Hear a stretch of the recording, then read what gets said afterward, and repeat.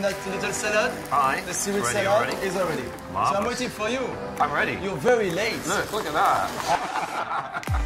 Just show me how you're going to make this, because it looks amazing. This beef has been seasoned with pastrami, cooked tenderly, and I'm going to barbecue it. But indoor, you need a little blowtorch. 2 or 3 minutes and you get that same beautiful barbecue glaze and all those flavours. The little twist, I will add some tapioca with some seaweed to make this kind of surf and turf flavour, and I'm sure that will match your beautiful drink. I was looking at the flavours you had, so I'm putting some barrel-aged bitters in.